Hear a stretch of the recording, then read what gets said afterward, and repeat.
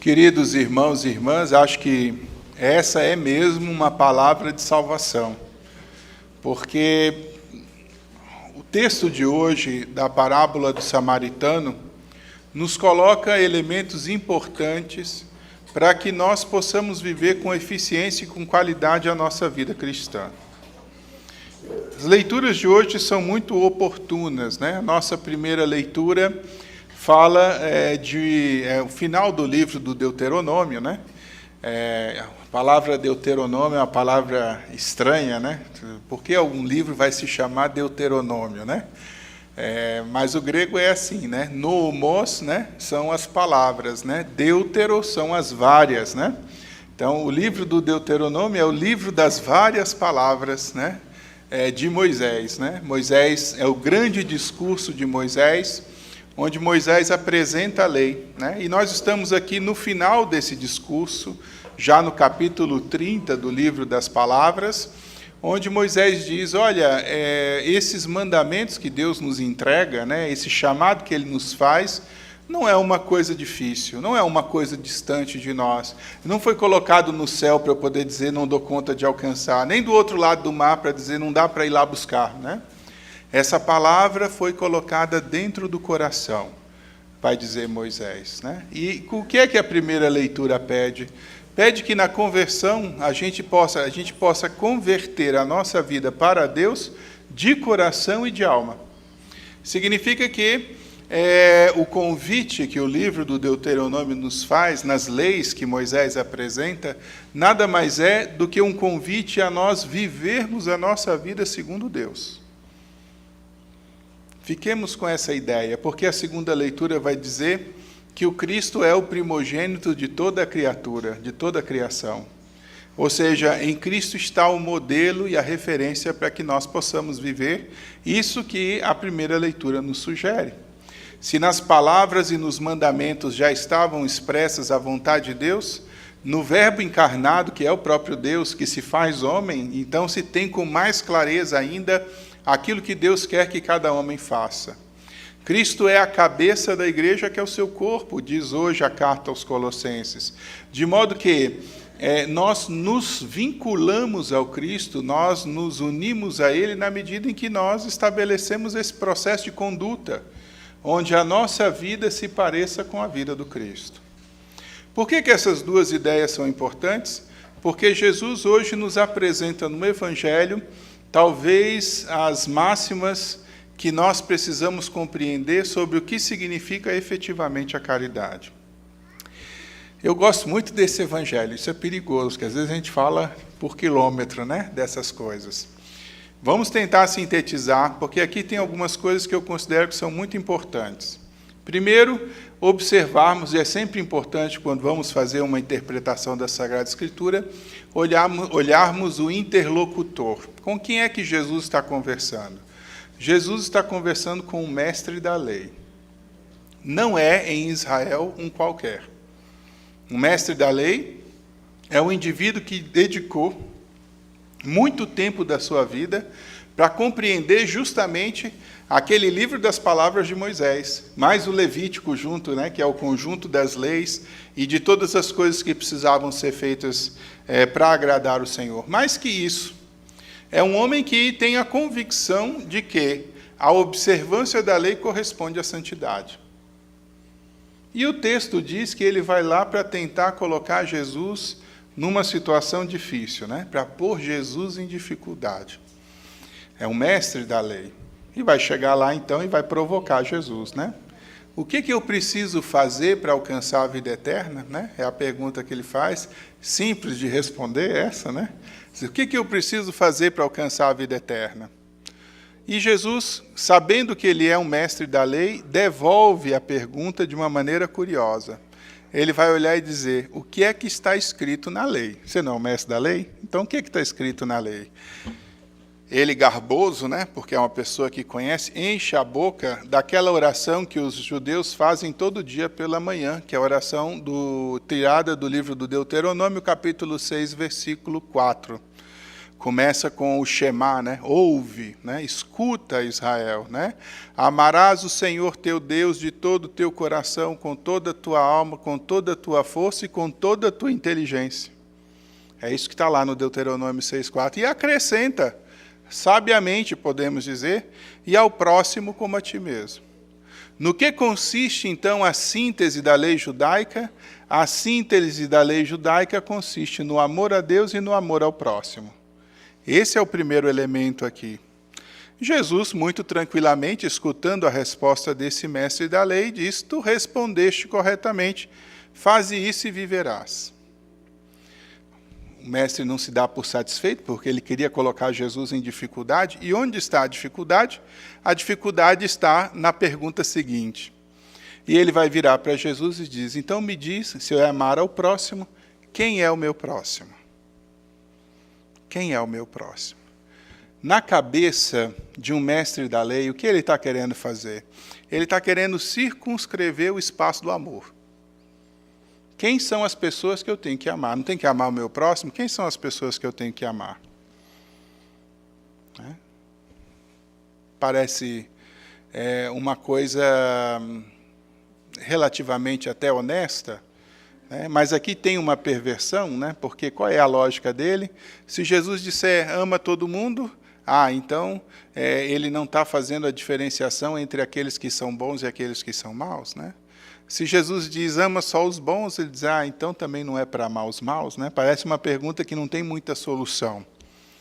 E quando Jesus responde apresentando 4 novos personagens. E é muito importante que a gente reflita sobre eles, porque nenhum deles é colocado aí de maneira solta. Todos eles têm uma razão de ser, de estar. O primeiro personagem que Jesus apresenta é um homem que descia de Jerusalém para Jericó. Ele não caracteriza essa pessoa. É um homem, né? Qualquer. Ele é acometido, né, dessa experiência de assalto, é roubado, é lançado quase morto na beira da estrada. Por que esse homem não tem identidade? Esse homem não tem identidade porque Jesus já está respondendo à pergunta do mestre da lei. Nós não devemos amar as pessoas pela qualidade ou pelo tipo de pessoa que ela é. Nós devemos ter uma atitude de nos aproximar de todas as pessoas que necessitam de nós. Essa já é a grande resposta, porque o indivíduo pergunta, quem é o meu próximo? Jesus, no final, vai dizer, quem se fez próximo? Percebe a diferença? Ele não responde à pergunta do homem como ele gostaria que fosse respondida. Porque Jesus não diz quem é o próximo. Jesus diz, importa fazer-se próximo. E essa é a grande chave de leitura da experiência da caridade que nós precisamos compreender. Primeiro, então, é esse indivíduo, que não tem nenhuma caracterização, porque não deve ter. O cristão se move na direção de todas as pessoas que precisam dele. E é próprio do cristão fazer-se próximo, e é esse o caminho que nós temos que percorrer. Segundo personagem que se apresenta aqui é um sacerdote. Supõe-se que o sacerdote é aquele que, oferecendo o culto a Deus, seja mais próximo de Deus. O movimento do sacerdote é um movimento interessante, porque ele está saindo de Jerusalém e descendo para Jericó. Parece uma coisa trivial, mas, na verdade, é um afastamento de Deus, né? É um afastamento de Deus. Sair de Jerusalém e descer para Jericó é descer quase 1.300 metros, né? É ir ao de profundis, né? De verdade, porque, imagina, Jerusalém está a 1.000 metros, né, do nível do mar, e Jericó está a 300 metros abaixo do nível do mar. Então, é praticamente descida de 1.300 metros essa rota. Em 40 minutos, você sai de 1.000 metros, de carro, evidentemente, né? Isso, naquele tempo não, mas sai de 1.000 metros acima do nível do mar para chegar a 300 metros abaixo do nível do mar. Então, essa saída representa uma saída da realidade da graça, do lugar alto, que é Jerusalém, aos infernos, né? Ou seja, é uma pessoa que está se afastando da realidade da graça. Esse sacerdote vê e passa adiante. não é uma pessoa que, de fato, se dá o trabalho de ajudar esse que está na beira da estrada. O que é considerado o homem de Deus. Depois vai o levita, né? É apresentado o levita, ou escriba, dependendo da tradução, que é um homem de cultura, é o homem conhecedor da religião. Né?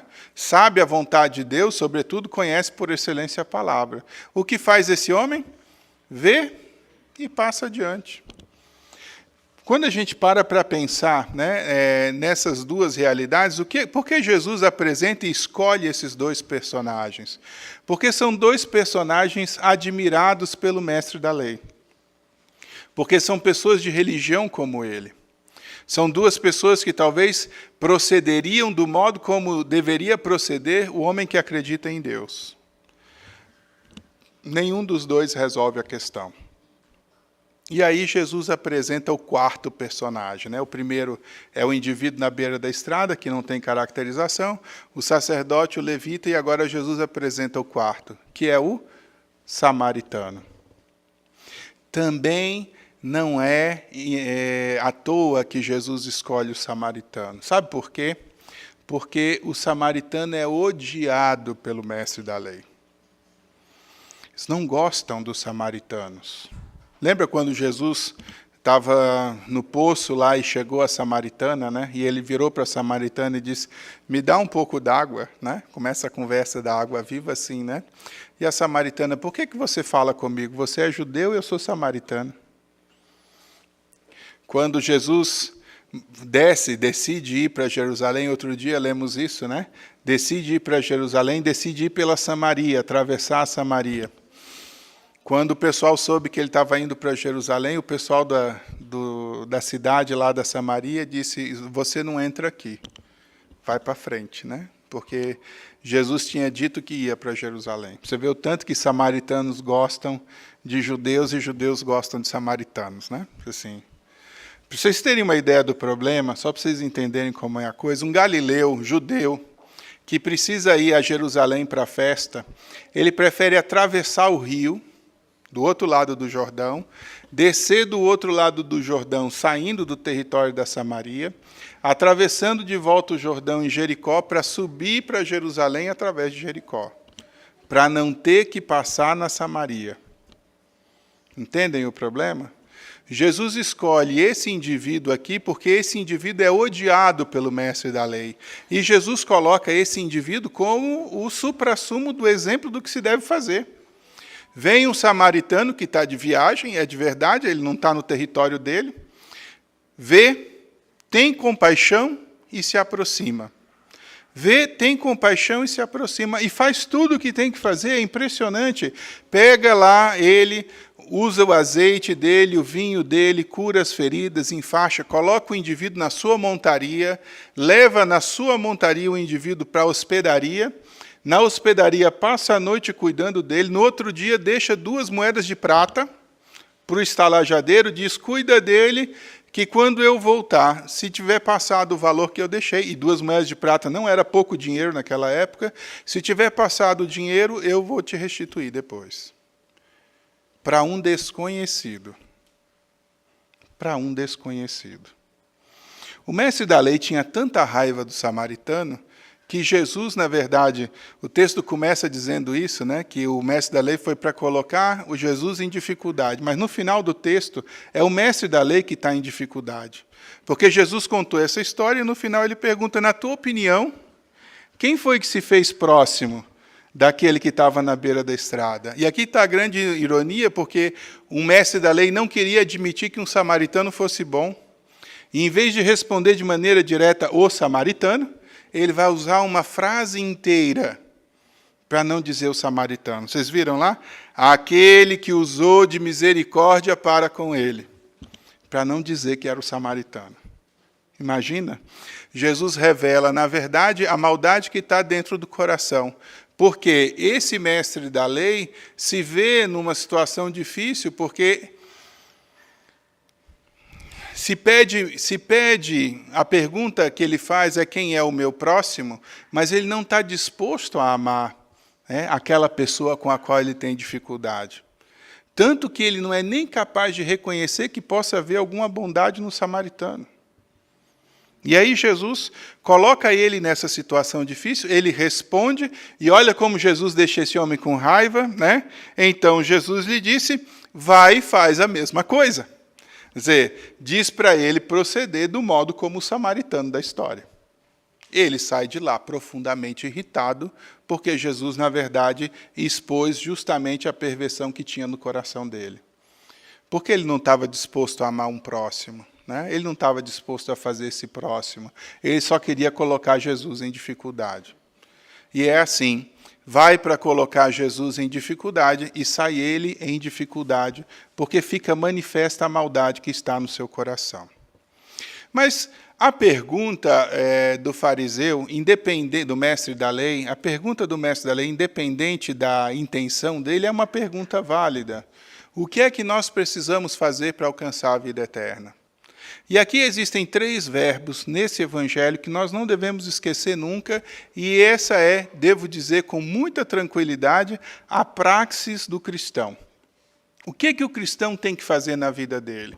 O cristão precisa aprender a ver, o cristão precisa aprender a ter compaixão, o cristão precisa aprender a aproximar-se. São essas 3 coisas. São essas 3 coisas. Ver.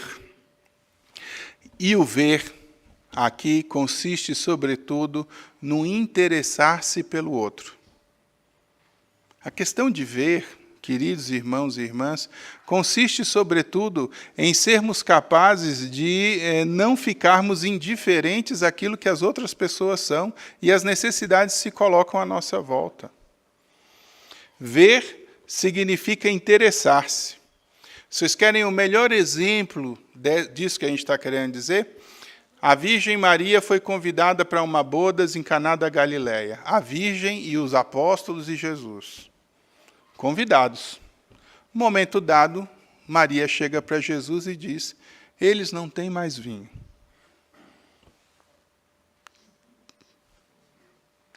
Alguém pediu alguma coisa para ela? Alguém foi lá dizer, Nossa Senhora, né, o negócio aqui está difícil, acabou a festa porque não tem mais vinho? Não, ela viu. E ela se antecipou, e ela foi até Jesus. E foi dizer para Jesus, eles não têm mais vinho. E a resposta de Jesus é uma resposta boa de convidado, né? O que a gente tem a ver com isso? Não é? Não é isso? E é muito interessante porque nessa história, Maria provoca a compaixão de Jesus, porque chama lá os empregados e diz, olha, faz o que ele mandar vocês fazerem. Jesus antecipa a hora. É o primeiro milagre no Evangelho de João, e Jesus antecipa a hora, porque ele vai dizer, minha hora não chegou. Mas ela diz, chama o pessoal e diz, faz o que ele disser para vocês fazerem. Né? Porque mãe é assim, né? E Jesus faz o milagre. E Jesus faz o milagre. Vocês percebem isso? A necessidade que a gente tem, né, e a competência que a gente tem que adquirir para ver, para perceber as coisas que estão à nossa volta? O Papa Francisco dizia, uns anos atrás, no Dia de Oração Mundial pela Paz, ele dizia que a gente tem que se preocupar com a globalização da indiferença. A globalização da indiferença. Porque eu acho que é pior que ódio, a indiferença, sabia? Porque o ódio ainda nos move, né? Assim, a pessoa ainda incomoda a gente, ainda tem um tipo de relação, embora ruim, né? A indiferença significa que a outra pessoa já não me diz mais nada. Eu não me preocupo com ela, eu não tenho mais respeito por ela, eu não tenho mais nada. O Evangelho não vai nessa estrada, nem do ódio, nem da indiferença. Mas o Evangelho vai nesse sentido de interesse positivo, de perceber a necessidade do outro para poder servi-lo. E o ver tem que vir acompanhado com o segundo movimento. Mover-se pela compaixão. No latim, a tradução de São Jerônimo é muito bonita. Diz assim, motus misericordiae. Né? Ele viu e movido pela compaixão. E aqui o movimento é interessante, porque o termo compaixão é um termo belo, né? Patire é o verbo sofrer, cum patire, ou patire cum é sofrer com, né? É uma solidariedade. No mundo laico, eles chamam isso de empatia, né? mesma raiz. Patia, né, é um sofrimento, né, e empatia é uma solidariedade com aquilo que o outro tem, com aquilo que o outro é. Então, nós somos convidados a sermos movidos pela compaixão a atuar. Se trata disso.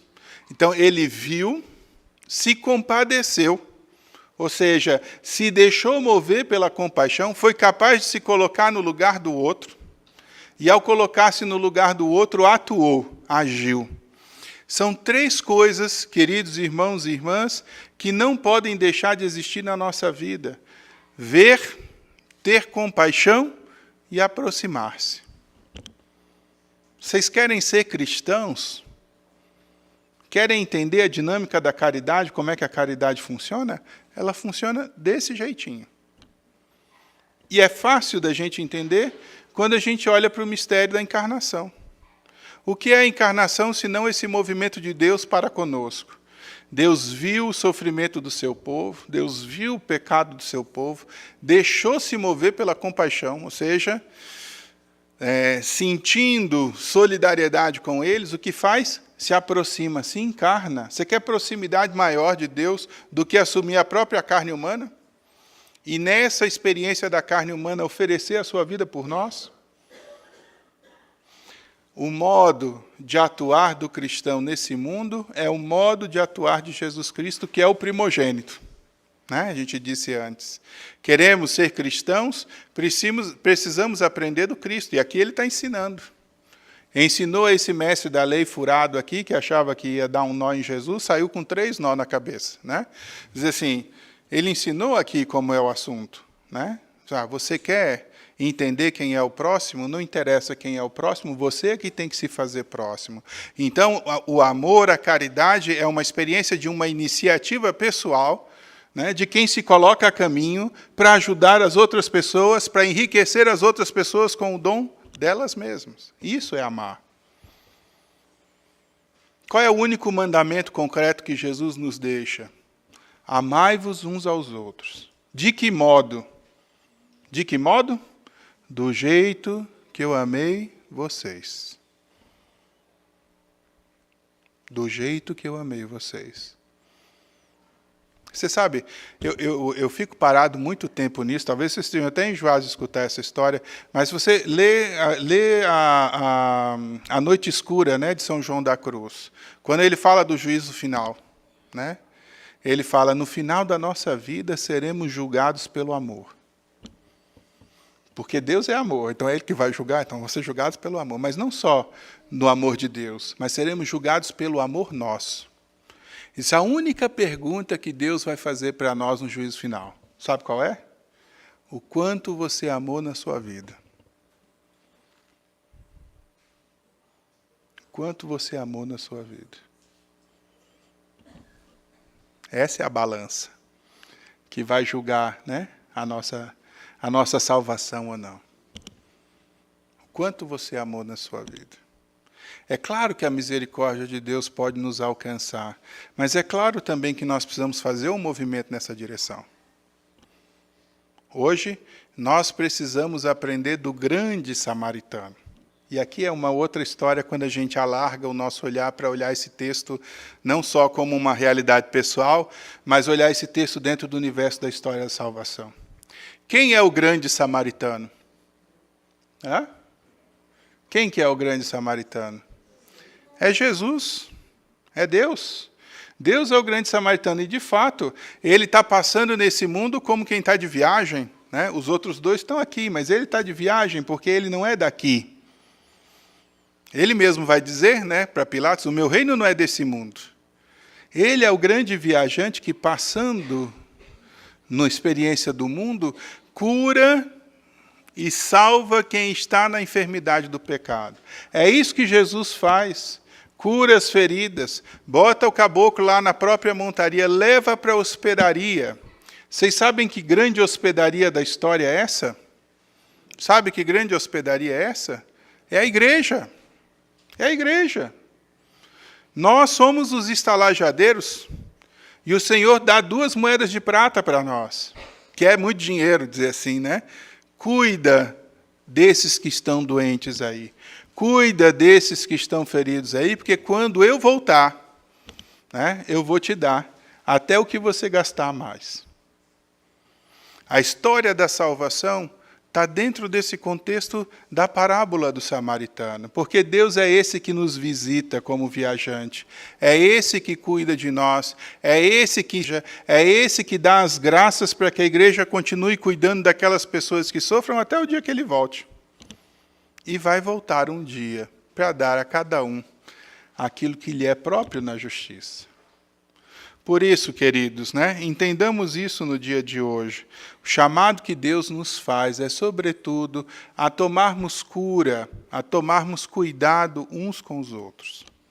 E volto a dizer do Papa Francisco faz pouco, acho que uns 2 anos atrás, no meio da pandemia, ele dizia isso no Dia de Oração Mundial pela Paz, ele dizia: nós precisamos cultivar a cultura do cuidado. Precisamos cultivar a cultura do cuidado. Porque não há expressão mais concreta, mais clara, mais direta do amor do que o cuidado. Vocês querem saber e medir o amor? Tem que medir pelo cuidado. Então, pensamos hoje, sobretudo, que nós possamos viver, né, a partir dessa experiência, cultivando entre nós esse amor tão necessário que Deus nos ensina e que espera também que nós possamos viver. Eu disse que é um evangelho que eu falo por quilômetro, podíamos passar mais umas horas aqui, mas eu já estou aborrecendo e daqui a pouco dá fome, né? Louvado seja nosso Senhor Jesus Cristo. Para sempre seja louvado. Creio em Deus Pai, Todo-Poderoso, Criador do céu e da terra, em Jesus Cristo, seu único Filho, nosso Senhor,